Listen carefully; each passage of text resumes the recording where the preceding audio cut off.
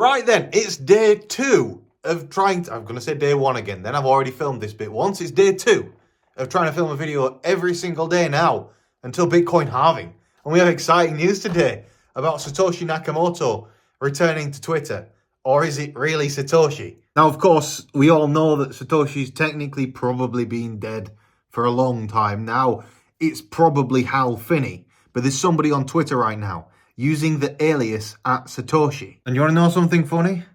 As soon as I filmed that clip, my computer died, which is very suspicious. So I've just got to turn it back on and then I can show you. And here it is, the @Satoshi. Bitcoin is a predicate machine. Over the following months, we shall explore different aspects that were not explicitly contained within the white paper. These aspects are all part of Bitcoin and are important. Some of these ideas were touched upon in the early years. Now is the time to extrapolate and explain. Now, if you're not familiar, there has been a man for years now claiming to be Satoshi. This man is Craig Wright, and there is evidence to suggest that this account is being run by a man that has claimed for years to be Satoshi, but never actually proved he's Satoshi. He's sued people because he claims to be Satoshi, but he's never actually proven that he's Satoshi, despite suing people that said that he wasn't Satoshi. Now, I'm not saying that he's not Satoshi, although he definitely probably isn't, allegedly. Just let me show you this. This here is Edar Hansen. He used to be CEO. A couple of days ago, in fact, like literally only a couple of days ago, this guy was CEO of N-Chain. N-Chain is a group that, I don't know, like it's just like this weird kind of propaganda group for Bitcoin SV. Now, to show you what Bitcoin SV is here. Bitcoin SV's current price is $36. However, after this random Satoshi account popped up, so did the price of Bitcoin SV. If we look at it here on Crypto Saving Expert, we go over to the 30-minute chart, so we're a bit more zoomed in, you can see that when the tweet was first made, the price of Bitcoin SV really started pumping. Now, since then, it's been dumping. Like, don't get me wrong. The kind of community sentiment in Bitcoin SV is about as positive as mass suicide. It's it's not very positive. They've failed at pretty much every single goal that they've ever set out to achieve. Nobody likes them. They're far too controversial. They're definitely not mainstream. They'll never achieve anything en masse. Point is, the man that made this tweet that I'm about to read you used to be CEO of N-Chain, the propaganda arm of Bitcoin SV. Is it a coincidence that @Satoshi account is used during this time when I expose Craig? He's referencing there a tweet that he made a couple of days ago calling Craig a liar and a fraud.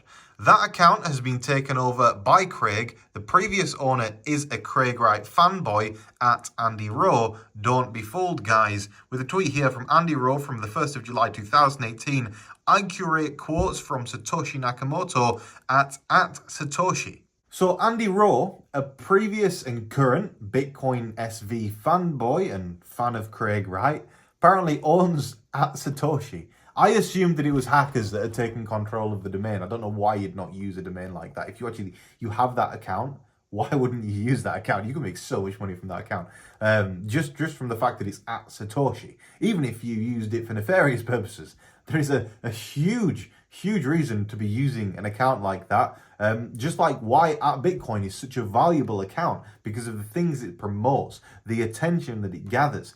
Now, this account actually appears to be under the control of the Bitcoin SV Foundation, which leads me to believe that actually, if we're looking at this from a trader's perspective, we're not gonna get political about it. We're just looking at it from a trade perspective.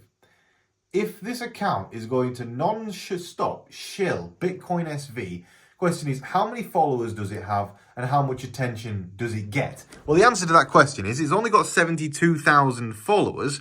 However, if you look at the attention that every single tweet is getting, you can see here that this tweet in particular got 6.1 million views. What other views did we get here? We can't see the views on the old tweets, but they put out a tweet earlier today, 2 hours ago, 276,000 views. Is there a Bitcoin SV resurgence on the horizon? Maybe.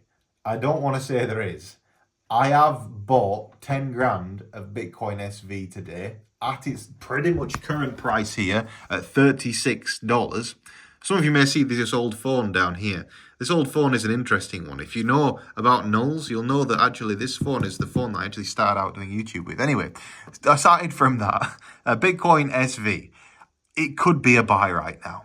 I want to add the caveat, not a supporter of Bitcoin SV. Think it's a bag of trash. Don't think it'll ever achieve anything or go anywhere. But if Craig Wright's going to be shilling it on account and getting like 1 million views every tweet, it's probably going to pump at some point because they're probably going to go BTC isn't the next Bitcoin. The actual real Bitcoin is Bitcoin SV. And then you'll find that a bunch of crazy people go along and go, you know what? That majorly adopted, hugely successful cryptocurrency known as BTC is not actually the correct one. Instead, it's this small crap version that nobody uses. And those people will go out and they'll buy my bags off me for a lot more than what I've paid for them. That's the plan. I don't know if it will be successful. Now, getting to serious business today. And when we're talking serious business, we're talking about the price of Bitcoin and slapping a like on this video. Make sure you've slapped a like on it. Make sure you subscribe to the channel. You don't want to miss a single episode that I post on here because I'm posting every single day for the next 197 days. It's a challenge, not meant to be easy, but stick with it, support the channel, like, subscribe, and leave comments because comments help in algorithm. And also when you leave a like, I show up in your algorithm. Even if you don't want to watch every video, keep leaving those likes because then I'll keep in your algorithm. Thank you very much. Anyway, to discuss Bitcoin.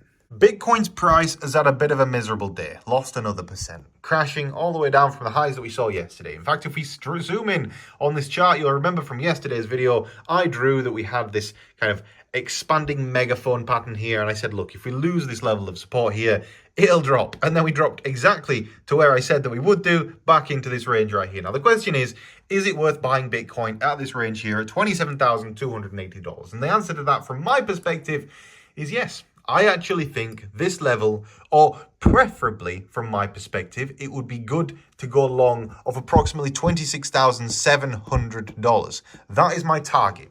Why is my target 26,700 and not 27,000? The reason is I think that $27,000 is a level that naturally we're just going to come down and hit. It is inevitable. Like this here is $27,000. Seems likely to me that we come down and we hit this $27,000 level here. But the question is, why stop at 27,000 when you can just liquidate a bunch of people if you push it a little bit lower? And that's why I'm looking at this bouncy. I'm looking to go long here of $26,700 or $26,750. Give or take a little bit. If it continued at this rate, that is the point of which to go long off. If we were to bounce at these levels and bounce up a little bit, I still wouldn't be trading in this range. I'd be still waiting for that drop down. From my perspective, a drop down seems more likely than a pump back up at this moment in time. So I want to know what your thoughts are on that piece of analysis. The key thing for me at this point in time is if you look at this and you call it kind of like a bump and a run formation, you would say, well, that's you've basically lost your level of support again. And in theory, you should keep dropping to the downside. We don't really have a lot of upwards momentum at these points in time. Now, if you go over to the daily chart, it's a little bit different because, of course, on the daily chart, you have all of this previous price history. Now, so in the longer term, yes, in the short term, I think maybe a little bit of a drop to the downside. Let's just actually look at that in like how actually big is that move in the grand scheme of things. It's tiny. It's an absolutely tiny little move. And I'm wanting to go long when we hit this white line here because I actually think that long term, this is actually looking really, really bullish. I think that the entire market is looking so much better than what it has been doing recently. And I think that another test of this level here just makes somewhat sense before we then rally back up towards the back end of this year and come up to about $30,000. I was discussing it today with Jess on the Crypto Saving Expert live stream that I think that we'll just keep meandering in this range here until the Bitcoin halving, 200 days of meandering between 25,000 and 30,000. Thing is, we break 31,500 at this point, things get crazy. So it's going to be a fun time when it does happen, and it will happen eventually. It's just a matter of time. So the question is, look, if you're dollar cost averaging, it's never a bad time to buy. For me, being a trader, looking to place the right trade at the right time, I'm looking to go long of $26,800. Don't forget, if you are interested in trading, you'll find a link for BYBIT in today's video description, as well as a tutorial linked above my head on that little I button. Just press that I button, scroll down a little bit, you'll find that tutorial for how to trade on BYBIT. Now, moving on from Bitcoin. Ethereum, $1,650. The other day, it was $1,750. Ethereum Doesn't look as nice as what Bitcoin looks, put it that way. If we look at the Ethereum versus Bitcoin charts, it has been a fairly rough time for Ethereum versus Bitcoin. But from my analysis, what I suggest that this actually is this is target acquired. This is target achieved. I actually think that the downtrend for Ethereum's Bitcoin valuation is probably over at this point in time, because we've been waiting for this line to trigger for so long. If you remember, ages ago, we charted this as an inverse head and shoulders, and finally that completes the final shoulder. So in theory, we should start to see an uptrend in Ethereum's Bitcoin value, and if we see that, and if Bitcoin's price is increasing at the same time, then of course you're going to start to see Ethereum's price increasing faster than Bitcoin's price. And it's interesting to see that today, Ethereum is down 0.89%, and Bitcoin is down 0.92%. So that trend is just starting to be booked at this moment in time. I think that Ethereum is a good buy in the market right now. But again, this is not financial advice.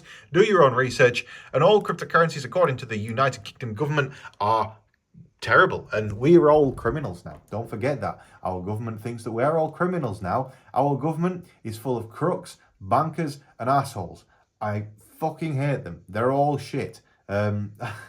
They're making this entire industry illegal, and they're shooting themselves in the foot when it comes to tax revenue. So fuck you, you assholes. I don't know why you're trying to ruin this industry. But rant out of the way, that'll be a rant that reoccurs in every single video for the next 365 days. But so prepare yourself. Anyway, DXY, the value of $1 against itself, keeps rising. It's one of the reasons why the stock market has been falling quite significantly of late. This is the 1 hour chart, and you can see just candle after candle after candle, drop, drop, drop, drop, drop. Now, it'll hit this level of support sometime soon. From my perspective, if you are trading in the traditional markets, that's the good time to go long, but also it's the time of which you would expect Bitcoin's price to start bouncing. Don't forget, during this period of time, when the stock market has been in decline, and this is a pretty significant decline, I think it is, what, 5%? 8%, there we go. Go on, let's zoom in on that, there we go. 8.23% decline.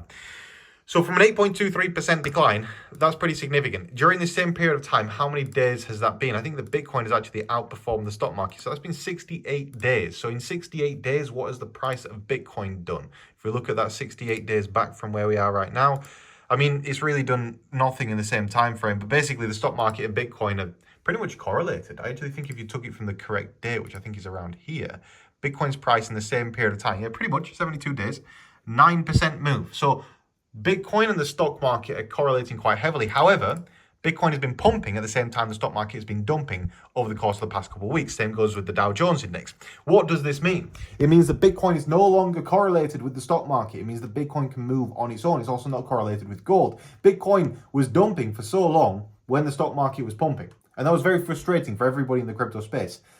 I think that now the stock market is starting to dive a little bit, Bitcoin's price will probably start trading inversely to it. It's been trading inversely to the stock market for a while now. So consider all of these things when placing any trades in the markets. Now, some cryptocurrency news to discuss in today's video. We have here Binance CZ facing a class action lawsuit for allegedly harming FTX before its collapse. Please make sure to go to cryptosavingexpert.com and read all of these articles in full. 3 reasons why SBF will likely be convicted according to ex-SEC lawyer, and BUSD borrowing and lending to terminate on the 25th of October. Is Binance collapsing? I want to know your thoughts on that. Leave them in the comment section below. Is Binance a safe exchange? I personally hold like $250,000 on Binance, so I hope it's safe.